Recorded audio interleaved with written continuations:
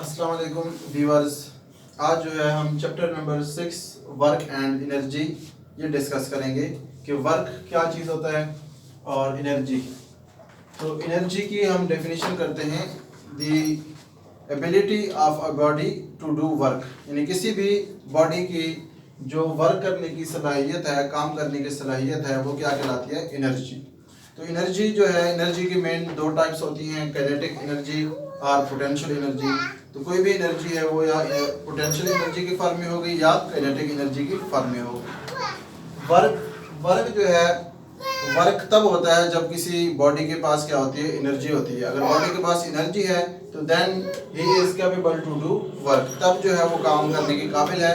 If a body has not energy, अगर body के पास एनर्जी नहीं है then he is not capable to do work, तो वो काम करने के काबिल भी नहीं होता।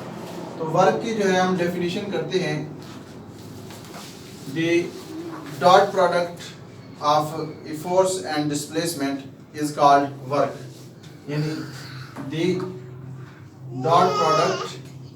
Dot product of a force and displacement, force and displacement is called work। यानी वर्क जो है वो क्या है? फोर्स एंड डिस्प्लेसमेंट का डॉट प्रोडक्ट है। या इसकी हम दूसरी डेफिनेशन करते हैं कि work is done when a body is displaces in the direction of force. जब बॉडी फोर्स की डायरेक्शन में मूव करती है तो तब हम कहते हैं कि क्या हो रहा है? वर्क हो रहा है। यानी जब भी हम किसी बॉडी पर फोर्स लगाएं और फोर्स की वजह से वो बॉडी उसी डायरेक्शन में क्या करे? मूव करे, तो हम कहेंगे कि यहाँ पर क्या हो रहा है? वर्क हो रहा है। तो वर्क की हम डेफिनेशन करते हैं, the dot product of force and displacement is called work, या work is done when a body is displaces in the direction of force.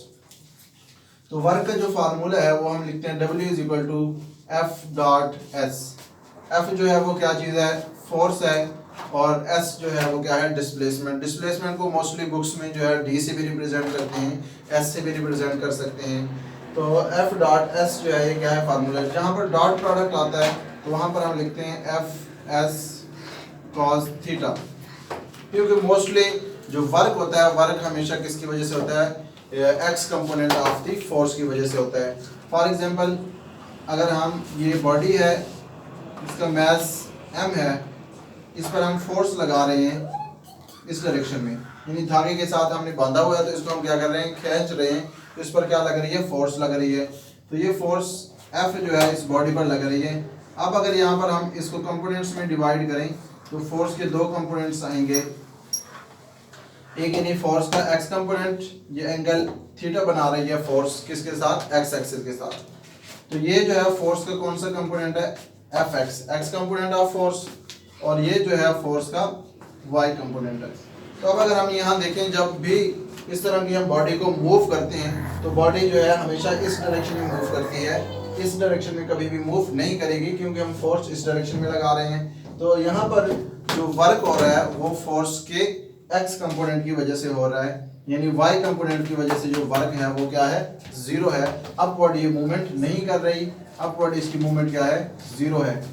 तो यहाँ पर जो बॉडी मूव कर रही है वो कौन से कंपोनेंट की वजह से मूव कर रही है? एक्स कंपोनेंट की वजह से। तो इसलिए हम लिखते हैं एफ डॉट एक्स एस। तो एफ की जगह जो है हम क्या लगा देते हैं? F x. एफ एक्स का फार्मूला जो है हमें पता है, इक्वल होता है F cos theta. Resolution of force के टॉपिक्स में हम ऑलरेडी इसको डिस्कस कर चुके हैं। तो f की जगह हम एफ कॉस थीटा पुट कर देते हैं। तो वर्क जो है हमेशा x component of the force की वजह से होता है, इसलिए हम यहाँ पर डॉट प्रोडक्ट लगाते हैं, या वर्क का फार्मूला हम लिखते हैं F S cos theta. Work जो है ये क्या है? स्केलर क्वांटिटी है। वर्क इज स्केलर क्वांटिटी, क्योंकि डॉट प्रोडक्ट, जब भी दो वेक्टर्स के दरमियान डॉट प्रोडक्ट आता है तो वहाँ पर हमेशा जो रिजल्ट आता है वो क्या आता है? स्केलर क्वांटिटी आती है। तो वर्क जो है वो क्या आएगा? Scalar quantity. तो वर्क इज स्केलर क्वांटिटी।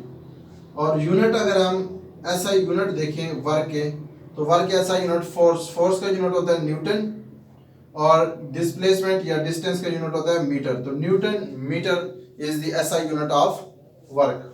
तो वर्क का जो यूनिट है वो क्या आता है न्यूटन मीटर, और 1 न्यूटन मीटर हम इक्वल लेते हैं 1 जूल। तो जूल जो है वो क्या है, ऐसा यूनिट है किस चीज का, वर्क का। So the SI unit of work is 1 joule. 1 joule is equal to 1 newton into 1 metre.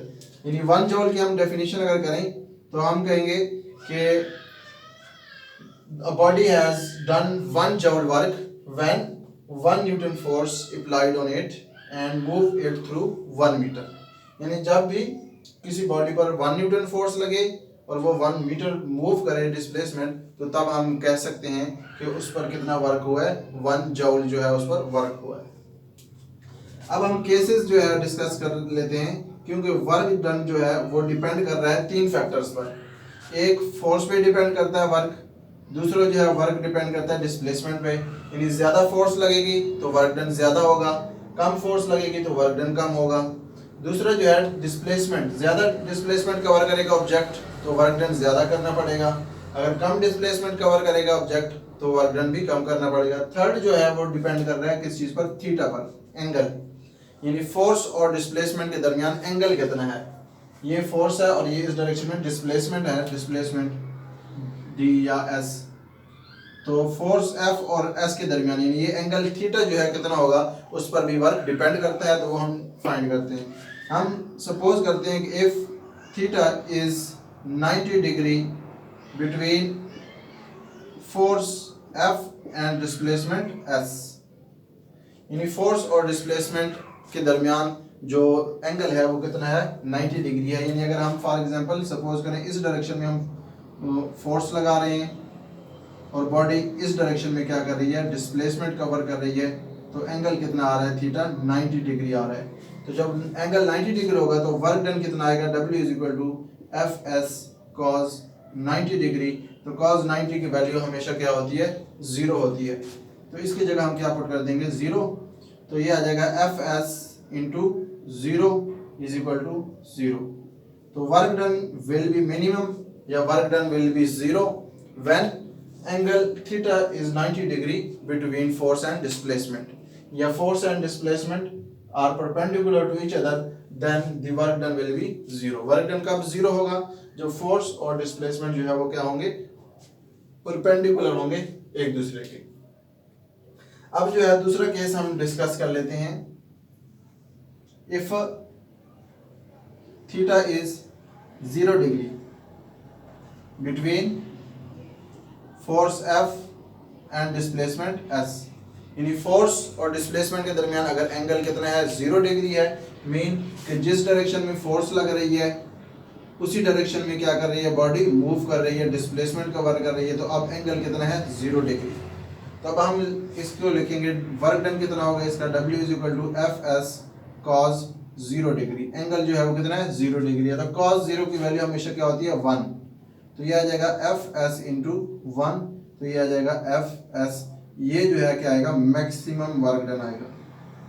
तो work done will be maximum. Work done कब मैक्सिमम होगा, when angle theta is 0 degree between force and displacement. या हम कह सकते हैं कि when object is moving in the direction of force.